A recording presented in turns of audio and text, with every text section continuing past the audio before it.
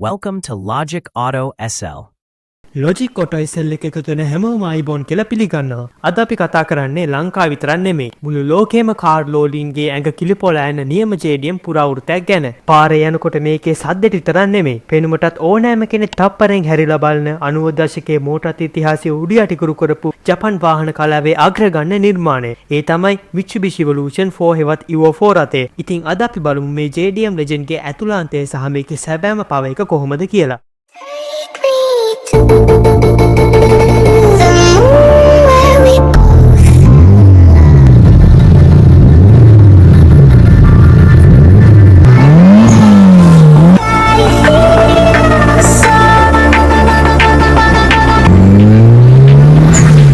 අපි ඉස්සරහට යන්න කලින් පොඩ්ඩක් කතා කරමු මොකද්ද මේ WRC කියන්නේ කියලා. WRC කියන්නේ World Rally Championship කියන එක. මේක ලෝකයේ තියෙන අමාරුම සහ දරුණුම මෝටර රථ තරඟාවලියක්. F1 racing වගේ සිනිඳු තාර පාරවල් වල විතර නෙමෙයි මේ තරඟේ පවත්වන්නේ. හිමෙන් වැසුණු පාරවල්, මඩ ගොඩවල්, ගල්වැලි පිරුණු කැලෑ පාරවල් වගේ ඉතාමත් අවදානම් සහිත මාර්ගවල තමයි මේ කාර් ධාවනය කරන්නේ. සරලවම කිව්වොත් ලෝකයේ හොඳම ඩ්‍රයිවර්ස්ලා සහ ලෝකයේ ශක්තිමත්ම කාර් විතරක් තරඟවදින මාර්ග රැලියක් තමයි මේ WRC කියන්නේ.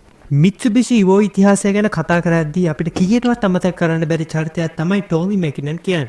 ඔහු තමයි Mitsubishi Evolution 4, 5 සහ 6 කියන මේ හැම කාර් එකම පාවිච්චි කරලා 1996 ඉඳන් 1999 වෙනකම් මේක පෙළට 4 වතාවක් WRC ලෝක රැලි ශූරතාවෙන් ජයග්‍රහණය කරපු සුපිරි වීරයා. Subaru, Ford සහ Toyota වගේ අති දැවැන්තයන් පරද්දලා ටෝමි මැකිනන් ලැබු මේ අති විශිෂ්ට ජයග්‍රහණය සමරන තමයි Mitsubishi සමාගම 2000 වසරේදී වාහනයක් නිර්මාණය කරන්නේ. ඒ තමයි ලෝක ප්‍රසිද්ධ Lancer Evolution 6 ටෝමි මැකිනන් එඩිෂන් එක. මේ ටෝමි මැකිනන් එඩිෂන් එක සාමාන්‍ය Evo එකකට වඩා හුඟක් වෙනස්. මේක ඉදිරිපස බම්පරේ සම්පූර්ණයෙන්ම වෙනස් කරලා WRC රේසින් කාර් එකේන රතු සුදු සහ කළු වර්ණ එකතු කරපු ස්පෙෂල් රැලි ඩෙකර්ස් ස්ටිකර්ස් සමග තමයි මේක ආවේ. ඒ විතරක් නෙමෙයි. ඇතුළත තියෙන සුපිරි රෙකාරෝ සීට් වල රතු පාටින් ටෝමි මැකිනන් කියන නම මහලා තියනවා වගේ එන්ජිමේ ටයිටේනියම් ටර්බෝ චාර්ජ් එකක් සහ වඩා ශක්තිමත් සස්පෙන්ෂන් පද්ධතියක් මේකට ලබා දීලා තියෙනවා. සරලවම කිව්වොත් WRC පාරවල් දූවිල්ලෙන් නාවපු නියම රේසින් කාර් එකක් සාමාන්‍ය පාරේ පදවන්න පුළුවන් විදිහට Mitsubishi සමාගම කරපු උපරිම නිවාම තමයි මේ ටෝමි මැකිනන් එඩිෂන් එක. අන්න ඒ රැලි ජයග්‍රහණවල නියම ආරම්භයේ සනිටුහන් කරපු වාහනයක් තමයි අද අපි මේ කතා කරන Evo 4 රථය.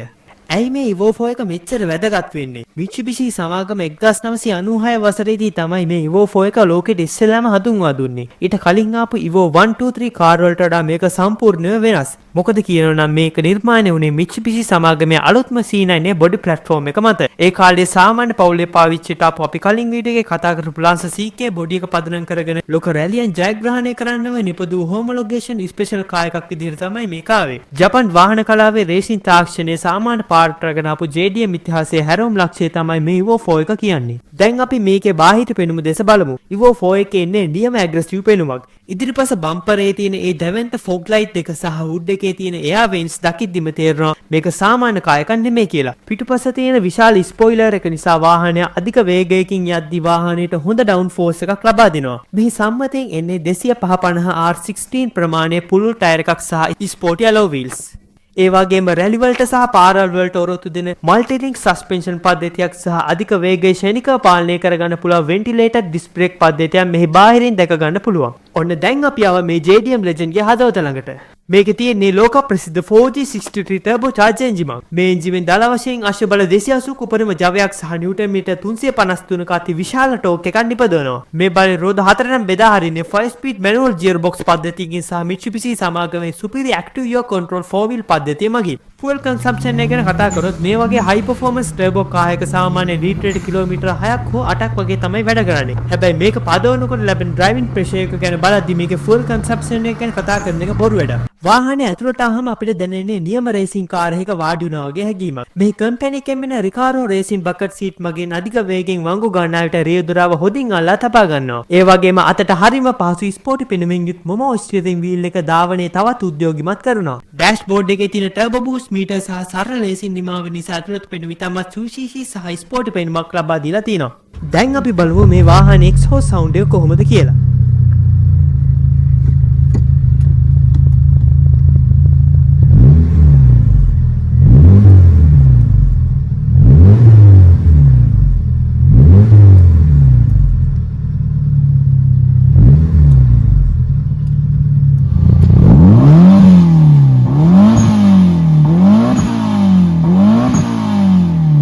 මේ තියෙන HKS aftermarket exhaust පද්ධතිය නිසා 4G system engine නියම engine review එක අපිට අහන්න ලැබෙනවා. අපි දැන් බලමු මේ කායකේ driving pressure එක කොහොමද කියලා.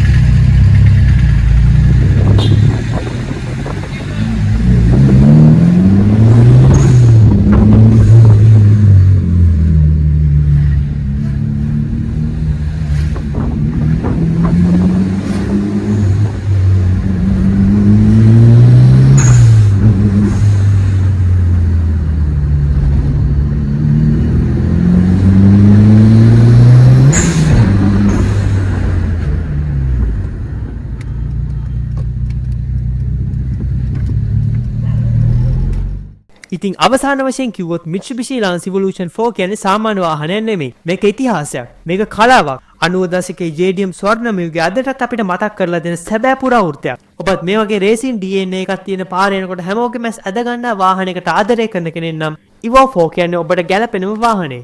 ඉතින් අද අපේ රිවිව් එක ගැන ඔයාලගේ අදහස් පහලින් කමෙන්ට් කරන් යන්න. වීඩියෝ එක වටිනවා කියලා හිතෙනවා නම් ලයික් එකක් දාලා ඔයාලගේ යාළුවොත් එක්කත් ෂෙයා කරන්න. වාහන ලෝකයේ මෙවැනි අලුත්ම තොරතුරු ඉක්මනින් දැනගන්න Logic Auto SL YouTube channel එක subscribe කරලා bell icon එක click කරලා තියාගන්න. තවත් සුපිරිම රිවිව් එකකින් අපි ඉක්මනින්ම හමු වෙමු. Thanks for watching and subscribe my channel.